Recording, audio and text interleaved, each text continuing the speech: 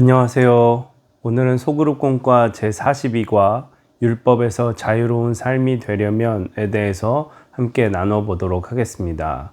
오늘 함께 나누실 하나님의 말씀은 로마서 7장 7절에서부터 8장 2절까지 말씀입니다. 영상을 잠시 멈추시고 성경을 펴셔서 하나님 말씀을 읽어보시기를 바랍니다. 네, 말씀을 다 읽어보셨으면 서론의 내용을 읽어보면서 오늘의 내용을 파악해 보도록 하겠습니다. 하나님이 이스라엘에게 율법을 주신 것은 구원받은 백성으로서 하나님의 뜻을 따라 살도록 하기 위함이었습니다. 그러나 택함받은 이스라엘 백성은 율법을 따라 살지 않았습니다. 그렇게 하나님과 멀어져 죄의 자리에서 떠나지 않았습니다. 하나님은 예수 그리스도를 통해 구원의 새 길을 열어주심으로 죄와 사망의 법에 매여 있던 우리를 자유롭게 하셨습니다. 네, 그래서 하나님께서는 이스라엘 백성을 애굽에서 구원하신 후에 이스라엘 백성에게 하나님의 뜻에 맞는 거룩한 백성이 되도록 율법을 주셨습니다. 그러나 이스라엘 백성들은 하나님께서 주신 율법을 지키며 살지 않았고 자신의 욕심과 교만을 따라 살았습니다. 뿐만 아니라 이스라엘 백성들은 율법을 준수하는 것을 통해서 자신들의 의를 드러내려고 했고 또 외식하는 모습을 보여 예수님께 책망을 받기도 했습니다. 우리에게 주신 66권의 성경에도 하나님의 말씀 율법이 있는데요. 우리가 그러면 율법의 기능은 무엇이고 그 율법에서 얽매이지 않고 자유로운 삶을 살기 위해선 어떻게 해야 하는지 한번 살펴보도록 하겠습니다. 그러면 본론의 내용을 읽어보면서 율법에서 자유로운 삶을 살기 위해 어떻게 살아야 되는지 살펴보도록 하겠습니다. 율법에서 자유로운 삶을 살려면 어떻게 해야 합니까? 첫째, 내가 죄인임을 깨달아야 합니다. 율법은 선하고 의롭고 거룩한 것입니다. 선과 악을 구분해 주며 하나님의 뜻을 알게 해줍니다. 율법에 자신을 비추어 보지 않으면 우리는 자신이 죄인임을 깨닫지 못합니다. 내 이웃의 것을 탐내지 말라고 하신 계명을 통해 우리는 탐욕이 죄임을 깨닫습니다. 이처럼 율법은 죄가 무엇인지 알게 하고 죄 아래 놓여있는 우리의 실체를 깨닫게 합니다.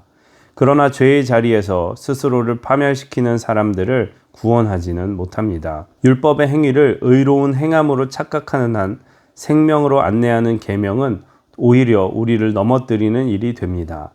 열심을 낸 율법의 행위가 유익함이 아니라 오히려 해가 됩니다. 따라서 우리는 율법의 행위를 통해 의를 추구할 것이 아니라 말씀을 통해 내가 얼마나 큰 죄인인지를 깨달아야 합니다. 그러면 절로 죄를 해결해 주시는 주님 앞으로 나아갈 것입니다.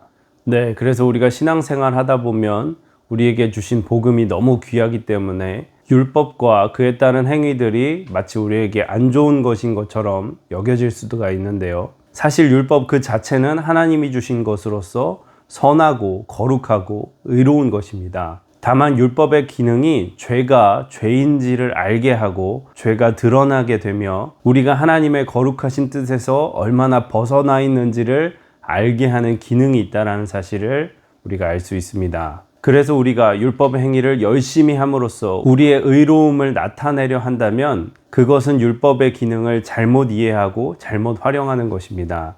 그래서 우리는 하나님께서 주신 거룩하신 말씀인 율법을 통해서 우리의 죄를 깨닫고 모든 죄를 용서해 주시고 대속해 주신 십자가의 은혜로 나아가야 될 줄로 믿습니다. 그러면 계속해서 두 번째 문단도 읽어보겠습니다. 둘째, 내 노력으로 의로워질 수 없음을 알아야 합니다. 바울은 나는 내가 원하는 선한 일은 하지 않고 도리어 원하지 않은 악한 일을 합니다. 라며 탄식했습니다. 선을 행하고자 노력과 수고를 기울이지만 마음과 달리 여전히 죄 아래 놓여있는 자신을 보고 한탄했습니다. 자신의 육신 속에 선한 것이 깃들여 있지 않고 선을 행하려는 의지는 있지만 그것을 실행할 힘이 없다고 고백했습니다. 우리 역시 선과 악을 분별하며 죄를 짓지 않으려고 노력합니다. 하지만 곧 그 노력이 헛됨을 발견합니다. 내 노력과 의지로는 하나님의 의에 이를 수 없음을 인정해야 합니다. 그리스도의 의를 힘입도록 주님께 나아가 도움을 구해야 합니다. 그렇게 주님께 나아가는 사람은 하나님께서 의롭다 하시는 칭의의 은혜를 입을 수 있습니다. 네, 그래서 우리는 아담과 하와의 범죄로 인해 우리에게 죄가 들어왔고 그 죄성으로 인해서 자꾸만 하나님의 뜻에서 벗어나 악한 본성대로 살고자 하는 성향이 있음을 깨달아야 합니다. 그래서 우리가 하나님의 은혜를 깨닫고 하나님의 백성이 되어서 선을 행하고자 하는 노력과 수고를 기울이지만 우리의 악한 본성으로 인해서 우리가 결국 원하지 않는 악을 행하고 있다는 것을 발견하게 됩니다. 바울은 이러한 상태를 곤고한 상태라고 말했습니다. 결국 우리가 이것을 통해서 알 수 있는 것은 선을 행하는 것이 우리의 노력이나 우리의 열심, 공로로 이루어질 수 없다는 것입니다. 타락하고 악한 본성을 가진 우리는 하나님의 의를 이룰 수가 없기 때문에 우리 안에 착한 일을 행하신 예수 그리스도로 말미암아 의롭다 칭하시는 칭의의 은혜를 입을 수 있습니다. 그리고 그 의를 통해서 의로운 열매들을 맺어 나갈 수 있습니다. 따라서 율법의 요구에 만족하는 의로운 삶을 살기 위해서는 우리의 노력과 열심으로 되는 것이 아니라 하나님이 주시는 은혜로 된다는 것을 잘 기억하시기를 바랍니다. 그러면 계속해서 세 번째 문단도 읽어보겠습니다. 성령의 법을 따라 살아야 합니다. 바울은 율법을 통해서 의로움을 추구하고자 했으나 실패했습니다. 그러한 자신의 모습을 보며 깊은 절망과 비참한 마음을 토로했습니다. 아, 나는 비참한 사람입니다. 누가 이 죽음의 몸에서 나를 건져주겠습니까? 라며 탄식했습니다. 선을 행할 능력이 없음을 알고 탄식하다가 그리스도를 통해 구원해 주시는 하나님의 은혜를 깨닫고 감사했습니다.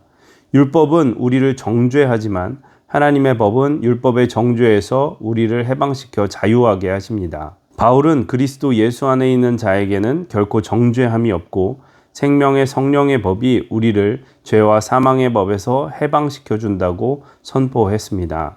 진리는 단순합니다. 율법의 정죄에서 해방되고 죄에서 자유를 얻기 원한다면 예수 그리스도를 통해 구원해 주시는 성령의 법을 따르면 됩니다. 네, 그래서 우리가 잘 아는 것처럼 바울은 율법에 철저한 바리새인이었습니다. 그러나 그가 아무리 율법을 철저하게 지켜도 그 속사람 안에 하나님의 의를 이룰 수가 없음을 고백했습니다. 그러므로 율법은 사람의 죄를 드러나게 하고 하나님께 돌이킬 수 있는 기회를 제공하지만 하나님의 은혜를 구하는 자들에게 생명을 주고 선하고 의로운 일을 행할 수 있는 능력을 주시는 것은 오직 생명의 성령의 법이라는 것을 우리에게 말씀해 주고 있습니다. 생명의 성령의 법은 우리를 죄와 사망의 권세에서 자유롭게 하시고 또 예수 그리스도 안에 있는 자들을 정죄하지 않으시는 하나님의 은혜라는 것을 기억하시기를 바랍니다. 그래서 우리가 예수님의 은혜 안에 머물 때 이 생명을 누리고 또 선한 일을 행할 수 있는 능력을 얻게 된다는 것을 우리 모두 기억할 수 있기를 주님의 이름으로 부탁드립니다.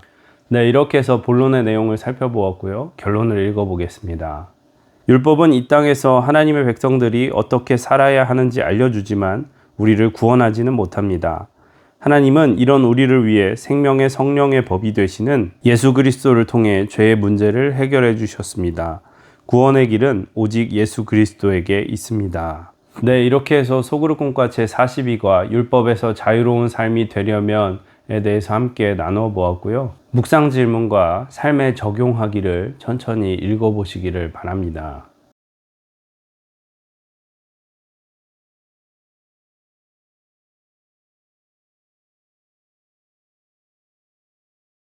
묵상 질문과 삶에 적용하기를 다 읽어보셨으면 오늘 하나님께서 주신 마음을 붙잡고 기도하시고 또 교회에 여러 중보 기도를 하신 후에 마치시면 되겠습니다.